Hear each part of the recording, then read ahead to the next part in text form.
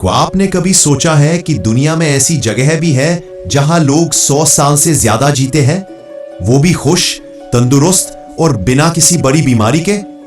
सोचिए, अगर हम भी उनके रहस्यों को जान लें तो हमारी जिंदगी कितनी बदल सकती है।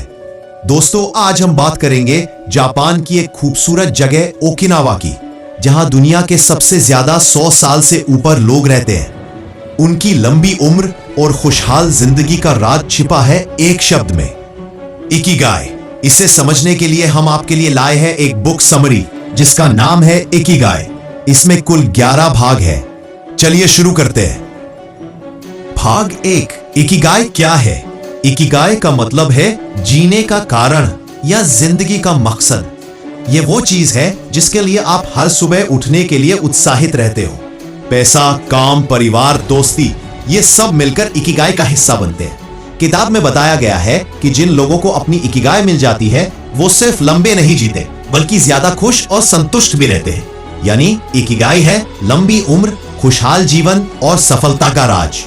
भाग 2, ओकिनावा के लोगों की जीवन शैली। ओकिनावा जापान का एक छोटा सा द्वीप है। यहाँ दुनिया में सबसे ज्यादा लोग 100 साल से ऊपर जीते हैं, लेकिन उनकी जिंदगी देखकर आपको हैरानी होगी। ना वहां जिम है, ना कोई हाई फाई डाइट और ना ही स्ट्रेसफुल लाइफ, फिर भी वो तंदुरुस्त रहते हैं। क्यों? क्योंकि उन्होंने साधारण चीजों को सही तरीके से अपनाया है। वो हर दिन हल्का फुल्का एक्सरसाइज करते हैं, छोटे छोटे हिस्सों में खाना खाते हैं, अपने काम को बोझ नहीं बल्कि आनंद मानते हैं, और सबसे जरूरी, उनके पास हमेशा जीने का मकसद होता है। भाग 3, इकिगाई के 4 स्तंभ। इकिगाई को समझने के लिए 4 सवाल पूछे जाते हैं। आपको क्या करना पसंद है? पैशन। 2, आप किस काम में अच्छे हो? वोकेशन। 3, दुनिया को आपसे क्या जरूरत है? मिशन। 4, जिसके लिए आपको पैसे मिल सकते हैं? प्रोफेशन।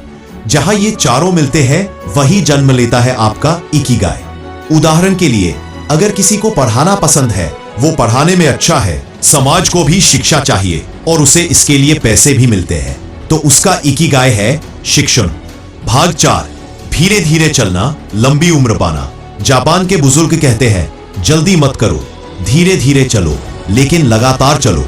उनका मानना है कि जल्दी जल्दी सब पाने की कोशिश करने से इंसान थक जाता है और स्ट्रेस से बीमार पड़ जाता है।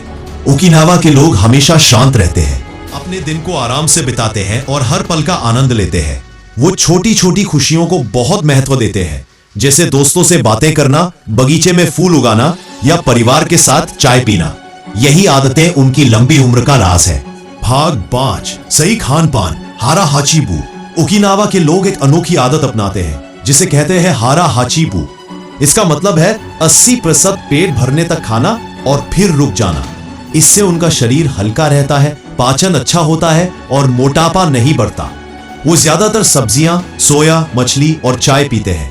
मीठा और तैलीय खाना बहुत कम खाते हैं। आज की फास्ट फूड वाली दुनिया में अगर हम सिर्फ यही एक आदत अपना लें तो हमारी सेहत कई गुना बेहतर हो सकती है। भाग 7, दोस्ती और रिश्तों की ताकत। इकिगाई का एक बड़ा हिस्सा है समाज और दोस्ती। ओकिनावा के लोग मोआई नाम की परंपरा निभाते हैं। मोआई का मतलब है दोस्तों का छोटा समूह जो हमेशा एक दूसरे की मदद करता है। जब कोई खुश होता है तो सब साथ मिलकर खुश होते हैं। जब कोई मुश्किल में होता है तो सब उसका सहारा बनते हैं। यही कारण है कि वहां लोग कभी अकेलेपन या डिप्रेशन का शिकार नहीं होते। हमारी जिंदगी में भी अच्छे रिश्ते और दोस्ती हमारी खुशी और लंबी उम्र का राज है। भाग 7, काम को बोझ नहीं, आनंद समझो। जापान के बुजुर्ग लोग रिटायर नहीं होते। वो तब तक काम करते रहते हैं जब तक उनके हाथ पैर चल रहे हैं। लेकिन ध्यान रहे, उनका काम बोझ नहीं होता बल्कि मजा होता है। जैसे कोई बगीचे में फूल उगाता है, कोई पेंटिंग करता है, कोई बच्चों को पढ़ाता है। यानी काम ही उनकी जिंदगी की ऊर्जा है। हम में से कई लोग काम को स्ट्रेस मानते हैं, लेकिन अगर हम वही काम करें जिसमें हमें मजा आता है तो काम हमारे लिए दवा बन जाता है, बोझ नहीं। भाग 8, फ्लो का राज। किताब में एक और महत्वपूर्ण कॉन्सेप्ट है, फ्लो। फ्लो का मतलब है ऐसा काम जिसमें इंसान इतना डूब जाए कि समय का पता ही ना चले। जैसे कोई आर्टिस्ट घंटों पेंटिंग करता रहे, कोई लेखक बिना रुके लिखता रहे, या कोई बच्चा खेल में इतना खो जाए कि उसे बाकी दुनिया याद ही न रहे। फ्लो की यह स्थिति इंसान को खुशी देती है, दिमाग को तेज करती है और जिंदगी को अर्थपूर्ण बनाती है। भाग 9, नेचर से जुड़ाव। ओकिनावा के लोग प्रकृति से बहुत जुड़े रहते हैं। वो बगीचे में काम करते हैं, पेड़ पौधों से बातें करते हैं और हरियाली के बीच समय बिताते हैं। इससे उनका दिमाग शांत रहता है और शरीर स्वस्थ।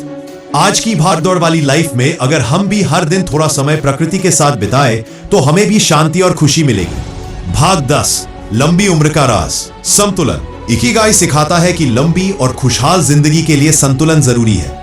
काम और आराम का संतुलन, खाने और एक्सरसाइजेस का संतुलन, परिवार और समाज का संतुलन, और सबसे बड़ा उम्मीद और धैर्य का संतुलन। ओकिनावा के बुजुर्ग कहते हैं, अगर तुम्हारे पास जीने का कारण है तो तुम हर मुश्किल से लड़ सकते हो।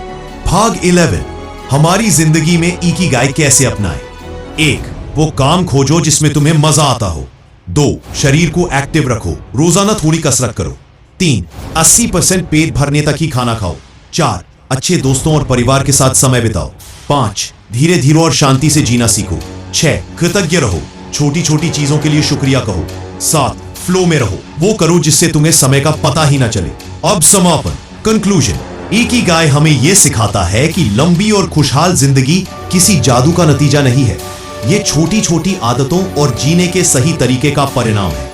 अगर हम अपनी जिंदगी में इकिगाई ढूंढ लें और उसे जीना शुरू कर दें तो हम न सिर्फ ज्यादा जिएंगे बल्कि हर पल को सच्चे अर्थों में जी पाएंगे। तो दोस्तों, सोचिए, आपका इकिगाई क्या है? क्या वो काम है जो आपको सुबह उठने पर मुस्कुराने पर मजबूर कर देता है? अगर हाँ, तो उसी को पकड़ लीजिए, क्योंकि वही है आपकी लंबी, खुशहाल और सार्थक जिंदगी की चाबी। अगर आपको यह वीडियो ज्ञानवर्धक और प्रेरणादायक लगी हो तो इसे लाइक करें, शेयर करें और कमेंट में बताएं कि आपको सबसे ज्यादा क्या वैल्यूएबल लगा। हम मिलेंगे एक और जीवन बदलने वाली किताब के साथ, और हाँ, चैनल को सब्सक्राइब करना ना भूलें। Good bye.